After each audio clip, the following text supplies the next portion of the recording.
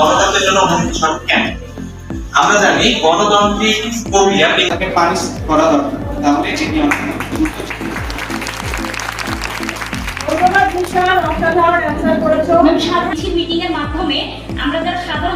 সবথেকে ম্যাডামকে সুন্দর লাগছে।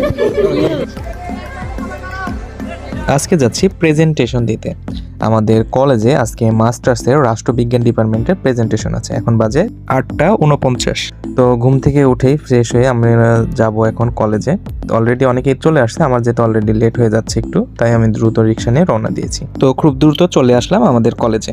রাজশাহী শহরের যত সৌন্দর্য আছে তার ভিতর অন্যতম সৌন্দর্যের অধিকারী আমাদের এই রাজশাহী কলেজ।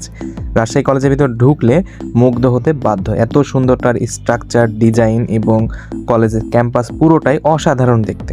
মনে হয় কোনো একটা বাহিরের দেশে কোনো একটা স্থাপনা দিয়ে নির্মিত পুরো আমাদের এই কলেজ ক্যাম্পাসটি। তো সুন্দর কলেজ ক্যাম্পাসটি আস্তে আস্তে আমাদের ডিপার্টমেন্টের সামনে যাচ্ছি।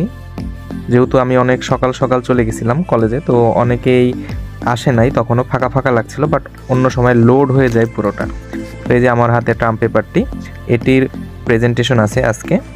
তো আমি আমাদের ডিপার্টমেন্টের সামনের দিক যাচ্ছি। ডিপার্টমেন্টের সামনে যে দেখি অলরেডি অনেকেই চলে আসছে। তো অবশেষে আমরা একটু ওয়াশরুমে গিয়ে একটু ফ্রেশ হলাম, চুলের স্টাইল করে নিলাম, কারণ প্রেজেন্টেশনটা যাতে ভালো হয় একটু। অবশেষে আমরা রুমে চলে আসলাম। রুমে এসে ওয়েট করছি ম্যাডামের জন্য। তো ম্যাডামও প্রায় চলে আসলো। তো আমাদের প্রেজেন্টেশন শুরু হয়ে গেছে। সকল শিক্ষক, সম্মানিত আমাদের প্রিন্সিপাল ম্যাম এবং আমার সহযোগী দল সবাইকে জানাই আন্তরিক শুভেচ্ছা এবং অভিনন্দন। তাহলে সমাধান কি বান্ধবী? ঠিক করতে হবে। শীতে রুম হিটার, আমলাতন্ত্রে অ্যাকাউন্টেবিলিটি হিটার, তাপ বাড়লে বরফও গলে, ফাইলও চলে। তাহলে এই ব্যাপার।